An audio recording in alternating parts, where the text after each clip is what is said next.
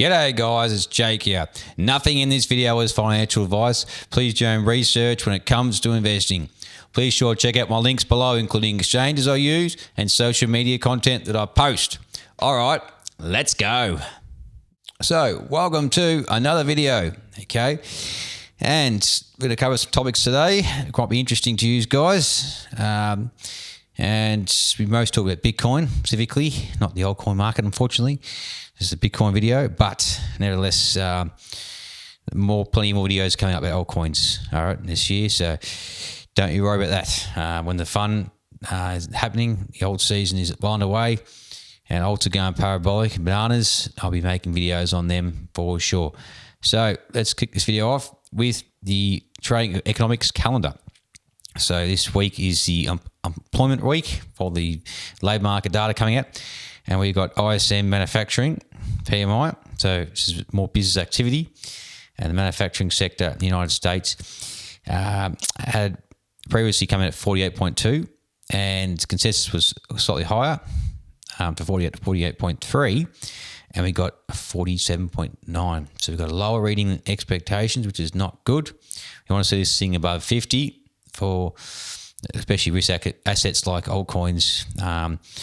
Smaller companies, really the more frothy stuff will do better when these conditions are more in line with economic growth in the manufacturing sector in the United States. So that is contractionary under 50. I'll click into it and I'll show you real quickly. You can see here, if I go on a 10-year scale, you can see every single time, at 49.51 March of 2016, we got above 50. As you can see just here, and it continued to stay above it, all right? And it rose up into sort of February 2018, and then it went down, okay? So that was your sort of first altcoin season cycle. It was in this sort of area here before it topped in sort of early 2018, okay? December to February-ish, okay, and then bam. So that was your very, very, very favourable season there for the crypto market, and stocks, of course, did well. The more frothier stuff, like I said, the smaller businesses and the smaller sectors, the penny stocks, all that sort of risky stuff did really exceptional up here. All right, now they're down here and they struggled, all right, especially in the pandemic lows, 41, 43, and then we got above 50 real quick in June, and we shot up like a rocket here, which is stimulus, and had a nice, very good run for altcoins and Bitcoin up here, and stocks as well. And then we sort of topped in November, and then went down from there. Okay, 2022 was pretty bad. Inflation was high, and you can see the manufacturing dropped off. All right, now we're sort of here, and we're sort of hovering around at 40 to 48. We peaked here in January of last year, 51. All right, and got 50.3. So we stayed above for a little bit, a couple of months, and then bam, we're down below it. So we are below this 50 line, okay?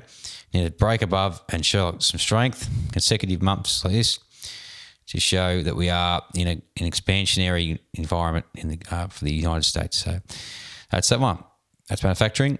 And now we got the ADP numbers, okay, come out, 41 versus 47 estimates, and previously was minus 29. So sort of in line, expectations, not too far off, which is quite good for ADP numbers. And the unemployment rate and non-farm payroll is coming up. So Saturday morning for me, which is midnight, okay, on Friday, midnight. So the numbers are coming in here, and the expectations are 4.5. This previously is 4.6, seeing a sort of cool-off period, or in-line forecasts and consensus, which is basically a flat reading to basically a little drop off.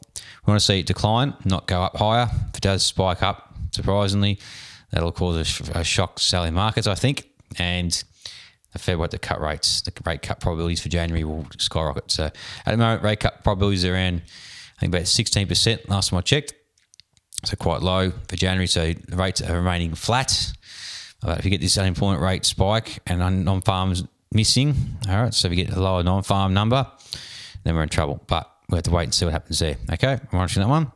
And before that, so it happened on the same day is the ADP numbers. We got ISM services PMI. This is manufacturing up here, and services actually doing quite well for 54.4, and bet estimates 52.3, effectively. So we're smashing on those fronts. So the ISM services is doing well, but the manufacturing side, not quite there yet, okay? And the JOLT numbers come in, job openings at 7.146, below expectations, which is not a good thing to see. Okay, you want to see it higher, not lower. So 7.6, we've got 7.146, so not good. And those are the economic numbers and data looking over. So the first tweet we're going to look at today is by Milk Road Macro, and it's just suggesting inflation. Okay, so looking at job stuff, but now looking at inflation. So there's two different sides of the Federal Reserve America's mandate. So falling oil prices are bullish for risk assets. Here's why. Crude oil prices on year-on-year CPI have a strong relationship, see image below. Even when CPI briefly decouples from oil, it is historically caught up. Right now, oil prices are falling following the Venezuela developments, explained below. Falling oil prices indicate the future CPI prints will most probably come in lower. Okay, so numbers are now at 5 month lows at 1.87%. Okay, through inflation is sort of showing inflation is trajectory of it is dropping below 2%. Low inflation equals more room for rate cuts, high liquidity, stronger catalyst for risk assets, which is true. Oil down often means liquidity up. There's a little chart there. As you can see, back in 2023, that's how they track into 2024. They're quite correlated, okay? As you can see here, the blue line CPI and the white line is oil prices. Oil is leading to downside. All this sort of peak here, inflation, and then start dropping down. That's what you want to see, okay? And it gives more room for rate cuts and bullish environment for risk assets. So there's that one there. So we should hopefully see catch up to oil and drop. Next one, bull theory. Did Morgan Stanley pull off the biggest crypto manipulation? A sequence of Bitcoin's October crash and January recovery looks like a planned setup, and the data supports it, okay? Let's go through it. Number one, October 10, the trigger. October 10, the MSCI, originally a Morgan Stanley division, announced a proposal to remove digital asset treasury companies from its global indexes. That included firms like MicroStrategy and Metaplanet, whose balances sheets hold billions worth of Bitcoin.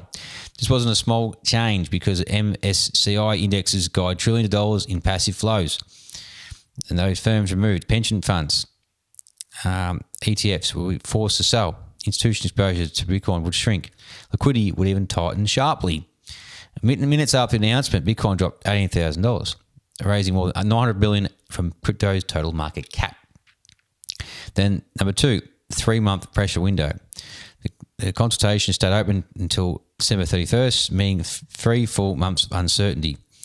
Okay, they overhang froze demand. Passive investors avoided exposure. Indexes linked funds risked forced selling. Prices stayed weak. Sentiment collapsed. During this period, Bitcoin dropped about 31%. Altcoins even more, and it was worst quarter for crypto since 2018. Number three, January 1st, sudden pump starts. So from January 1st, Bitcoin starts pumping without any bullish news, and in the first 5 days of 2026, Bitcoin jumped 8%. A $7,300 pump from $87.5 to $94,800. No one knew why, but somehow the relentless selling stopped, and Bitcoin was printing back-to-back green candles. These were probably insiders who knew something was coming next few days. Number four, January 5th to 6th, the reversal. Then somehow in 24 hours, everything flipped. First, Morgan Stanley filed for its own spot Bitcoin, ETH, and Solana ETFs. Then in a few hours, the MSCI announced that it would not remove the crypto-heavy companies after all. The exact rule that caused 3 months of selling pressure was suddenly withdrawn the same day Morgan Stanley launched a product that benefits from a recovering market. That's not a coincidence. It's a full sequence in order. MSCI threatens index removals, October 10. Crypto crashes uncertainty last 3 months. Prices stay suppressed while institutions wait. Morgan Stanley files ETF on January 5th. MSCI cancelled the removal threat January 6th. It's a clear pattern. Create pressure, accumulate at low prices, launch product, remove pressure, make money. The MSCI controls index inclusion. Morgan Stanley controls the capital distribution. Together, they influence where institutional money, when money reaches Bitcoin. Okay, the October crash was just a market panic, structural play. Now the overhang is gone, liquidity is returning, and the same players are engineered to pressure, positioned to profit from the rebound. There was no official confirmation. Okay, So it's just a speculative statement. There's not, no one would really know, but this announcement was quite in line with when they announced they would threaten to remove these companies for some strange reason. And then accumulation, that these funds will be accumulating at these lows, like BlackRock was doing back in 2024, one before it launched its spot ETFs, or 2023 period, I should say. They've been buying those lows and to get their ETFs launched with money behind them, backing them. And then you've got institutions want to get in at the lows, okay? And you can see these lows accumulation here. Looks like, they announced that then, all right, the other day, this will happen. They will remain in there, the MSTR and other treasury companies. And you're seeing this is sort of a more accumulation for an ETF launch and hopefully a explosion higher. That's that one. Now, Julius, this is a current setup. You can't get me bearish here. It's a Bitcoin global liquidity oscillator. You see here 2016, 2018, 2020, 2022, 24, 26. And you see the ups and down periods, okay? And you can see when it gets these really low levels, below -1, come the Z-score. It's all lined up with bottoms, okay? In Bitcoin's price, down here, your bear market low in late 2018, 2019. And then the pandemic low is low here. Whatever that was late 2020, okay? Even here, in here, in 2022, 2023, the end of that bear market there, and they were sort of at these levels again, okay? Because in terms of global liquidity, which is quite bullish. And you got another indicator here, which is Bitcoin global liquidity. Basically, you got 2, 1. Global liquidity is R squared. It's hard to explain, but you get the idea, okay? And it is higher, global liquidity. Meanwhile, Bitcoin is sort of down here. So it's out of this green cloud. We're really low below it. Last time it was sort of that low was in the depths of the bear market here in 2022, 2023. Well, the low of this darker cloud here, and even back at the pandemic lows, okay? And back before the explosion in late 2020. So at these levels again, which is very, very bullish in my opinion. Seeing a bit down below, not catching up to quickly just yet, but a lag in terms of this chart, what suggests. All right, on to Bitcoin now. So on to the Bitcoin price. Now, we're seeing a bit of a red candle here on the 3-hour time frame. So if we go to the daily time frame, the past day, seeing red after red, and a reversal candle here on the 6th, and two purple candles. We call them red candles. They're purple. That's get the idea. Red for everyone else on their charts.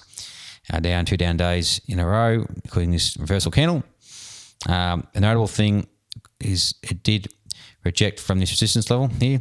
Okay, had 2 touches, December the 3rd and the 10th, and then bam, here we are resisting at this level, and we're coming down. And very, very important thing to note too is no reject from this level, right? But we don't really, definitely want to be breaking below this moving average here. And if we do, this will be it. In my opinion, this will be over. If you break below this wick, and then just sort of retest, and then go lower on a weekly candle, we're screwed. We're going down into the bear market.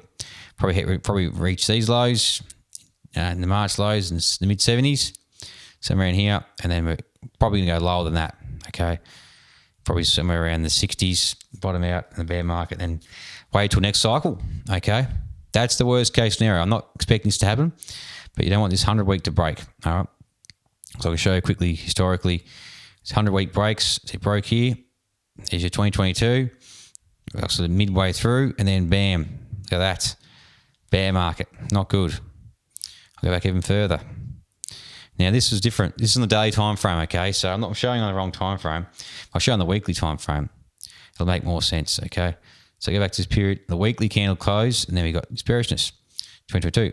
In 2019, yes, we got to close below the 100-week, but we close back above it, okay? We hovered around it, and then you got to bounce. So it was a fake out right here. This obviously pandemic drop, bang, right below. But it was short-lived. Liquidity again to the system, and then money printing went on, and we got out of it pretty quickly. So, and then back here, 2018 bear market, there's your weekly candle below, bang, capitulation to the lows. Okay, go back even further.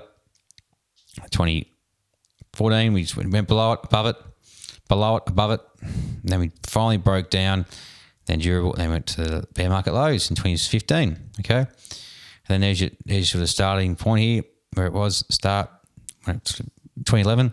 There's your low, it stayed above it, and we continued higher. So you don't want to break this 100-week, okay? That's what I'm trying to tell you. It's not good.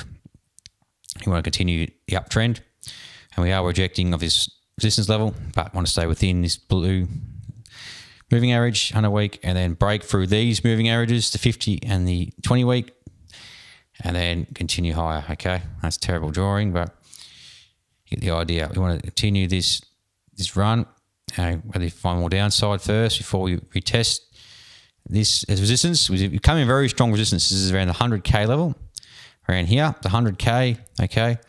So the 100K level, and then we break above and then go higher and reach its all-time highs, 120s, and then just smash through and price discovery, and that's when the fun begins. But not yet, okay? So, and probably a good healthy reset here. What's going on? And I'll tell you why. Next chart.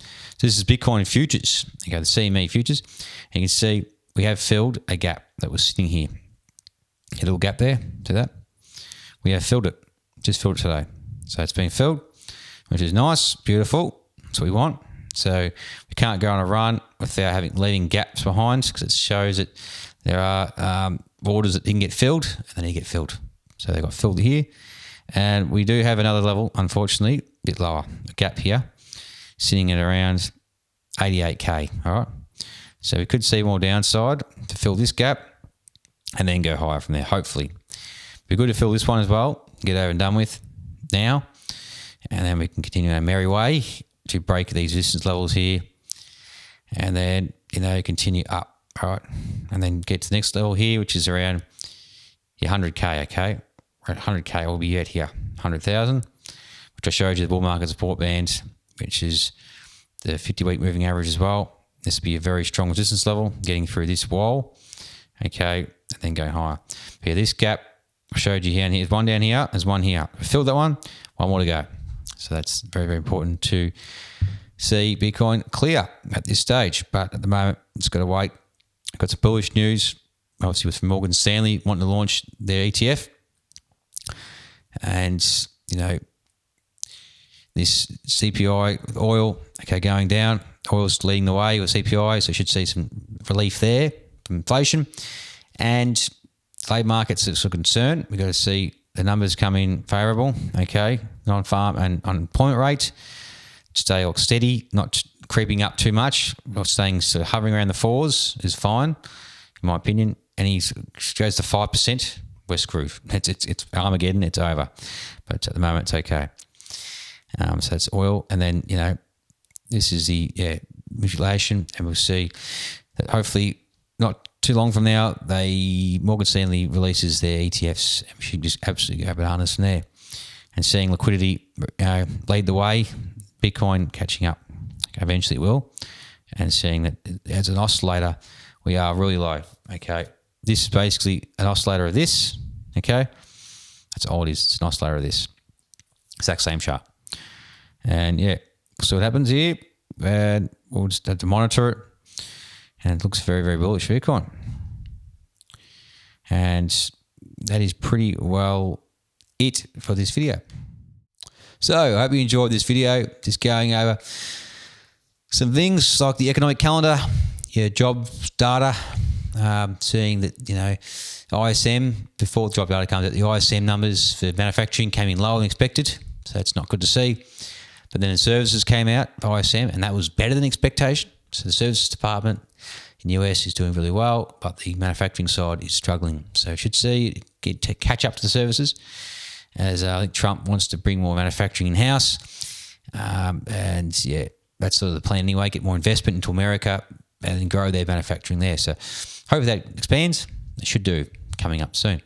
So those two, things to look out for. Very important that manufacturing gets above 50. Okay, that's what we're looking for the alts, high-risk assets to do well. At the moment, we're sitting at 48, so quite below the 50. We're going to get there. It's going to take some time, but when it does, get ready. And then we've got also non-farm coming up, and we've got unemployment rate coming up this end of this week. So that's very, very crucial numbers to come out. the Fed will be watching very, very closely, okay? And you have ADP numbers already came out, and they'll sort of in line with expectations, so that's good. But the unemployment rate non-farm are the crucial numbers to look out for. And that's those ones economically. And yeah, we looked at other tweets from different people, suggesting that Morgan Stanley releasing the ETFs, okay, coming out soon. Very, very, very, very, very, very, very, very, very bullish.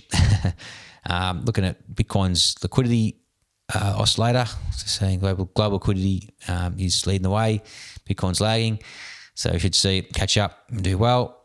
Oil leading the way for CPI, so oil's definitely declining, and CPI is going to catch up. Okay, so we should see CPI drop, and then hopefully it coincides with rate cuts. Be great, but the rate cuts have got to be sort of justifiable. The labour market is sort of starting to deteriorate slowly. If we see more deterioration, then we're going to see some really epic rate cuts. Otherwise, if it's not doing much, then a slight rate cut might be justifiable. That's what the Fed says, because Dr. Jerome Powell doesn't want to start panicking and freak out the markets. Then you've got the next Fed chair coming out and replacing Jerome Powell in May. So we'll see what happens there. So that's that one. And we look at Bitcoin futures, seeing the CME gap. The first CME gap has been closed. And then we'll see another gap get closed around 88K. So if you get that one closed as well, there's two gaps. One's been filled. You should see the next one get filled. 89 got filled, and 88's got to get filled. All right. So once that gets filled, we're laughing, but not yet. And then we had a resistance level at 95K, and we broke down from that to fill the gap. Once the gap gets filled, we want to stay above the 100-week moving average of Bitcoin. Okay, it's very crucial we do that. And then we can get a bounce from that CME gap fill. And then off the races from there, hopefully it's just done and dusted. But yeah, it's definitely some hurdles to get through. With certain things happening in the markets, and the data, cautionary at the moment. It's the labour market. Inflation looks okay, looks pretty good. True inflation numbers 1.87%. So that's a lot of leading the way, suggesting that inflation should drop as well. So inflation seems fine, but the labour market is another issue. So we'll have to wait and see what happens there. So if you enjoyed this video, please smash the like, comment your thoughts below, subscribe to stay updated. Be sure to check out the links below, and I'll catch the next one. Cheers.